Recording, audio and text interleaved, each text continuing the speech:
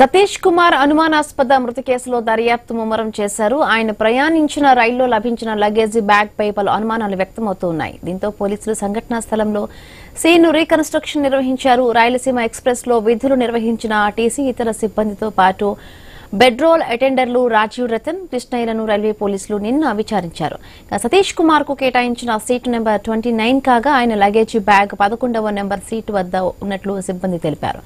Tirupati RPF కార్యాలయంలో ఉదయం 8 గంటలకు ఈ బ్యాగ్ ను అప్పగించారు. దీంతో అసలు ఆయన బ్యాగ్ అక్కడికి ఎలా చేరిందనే కోణంలో అధికారులు దర్యాప్తు ముమ్మరం చేశారు.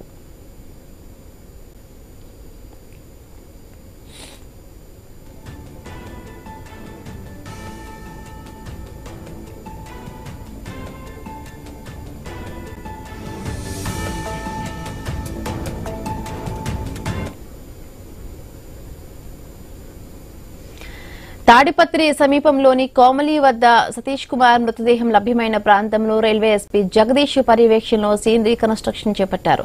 గుత్తి నుంచి తిరుపతి వెడుతున్న రన్నింగ్ రైలు నుంచి 2 బొమ్మలను కిందకి తోసివేశారు. ఒకటి కూర్చున్న స్థితిలో, మరొకటి నిలబడిన స్థితిలో తోసి డ్రోన్ కెమెరాల సహాయంతో మొత్తం సంఘటనను చిత్రీకరించారు. సుమారు 5 గంటల పాటు ఈ ప్రక్రియ కొనసాగింది. ఈ 2 పరిణామాలతో కేసు దర్యాప్తు మరింత వేగవంతమైంది. మరిన్ని పూర్తి అప్డేట్స్ మా కరెస్పాండెంట్ తిరుపతి లైవ్ లో అందిస్తారు. తిరుపతి నిన్న చూసాం పోలీసులు సీన్ రీకన్స్ట్రక్షన్ చేశారు గోపి. సో ఈ నేపథ్యంలో ఎటువంటి ఒకవైపు ట్రైన్ లో వెళ్తున్న టైంలో ఎంత వేగంతో ట్రైన్ వెళ్తుంది, ఆ ట్రైన్ వెళ్తున్న సమయంలో కూడా ఒక బొమ్మను అక్కడ కూర్చోబెట్టి ఒకసారి సీన్ రీకన్స్ట్రక్షన్ చేశారు. అలాగే నిల్చోబెట్టి కూడా ఒక బొమ్మని రీకన్స్ట్రక్షన్ చేసిన విజువల్స్ మనం చూసాము. సో ఎట్లా ఇన్వెస్టిగేషన్ జరుగుతుంది, ఏం అప్డేట్స్ ఉన్నాయి గోపి? మొత్తం మీద స్వామివారి దర్శనానికి తిరుమలకి ప్రతిరోజు కూడా భక్తులు వస్తూ ఉంటారు.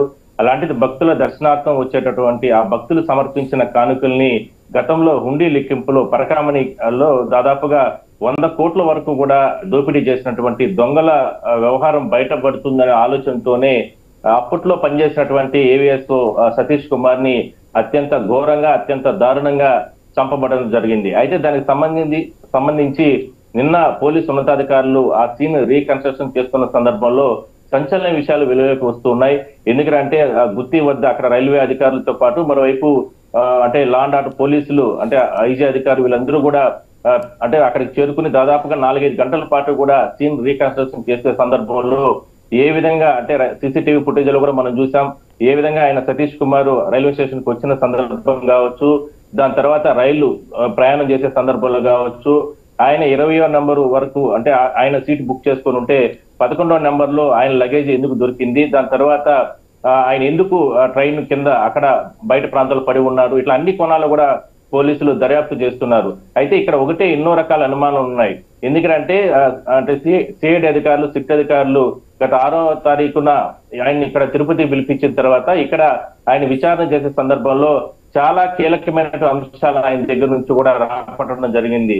ఎందుకంటే అప్పట్లో రవికుమారు పరకామణి కేసులో అక్కడ లోపల విదేశీ నాణ్యాలు కావచ్చు, కరెన్సీ కావచ్చు, అదేవిధంగా స్వదేశీకి సంబంధించినటువంటి డబ్బులు ఆయన అక్కడ నుంచి కూడా బయటకు తీసుకున్న సందర్భంలో రెడ్ హ్యాండెడ్ గా పట్టుకునింది ఇదే సతీష్ కుమార్.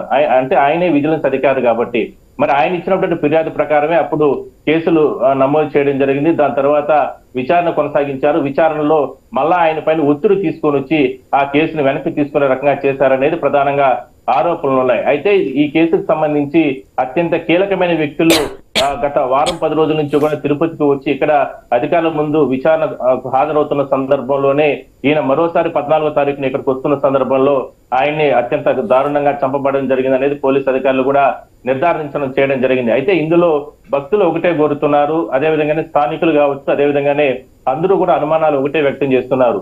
ఇంకెంత మందిని చంపుతారు ఈ కేసుకు సంబంధించి ఒక పోలీస్ అధికారిని, అత్యంత కీలకంగా వ్యవహరించినటువంటి అధికారిని ఇంత ఘోరంగా, ఇంత దుర్మార్గంగా చంపారు కాబట్టి ఈ కేసుకు సంబంధించి ఇంకా ఎంతమంది ప్రాణాలు పోతాయి అనేటువంటి అనుమానాలు మాత్రం వాళ్ళందరూ వ్యక్తం చేస్తున్నారు. భక్తుల సొమ్ము, అది కాకుండా భగవంతుడికి సమర్పించినటువంటి కానుకల్ని ఇంత పెద్ద ఎత్తున దోపిడీకి గురి చేసినటువంటి వ్యక్తులని వాళ్ళు ఈ రకంగానే చేస్తుంటారనేటువంటి అనుమానాలు మాత్రం వాళ్ళు వ్యక్తం చేస్తున్నారు.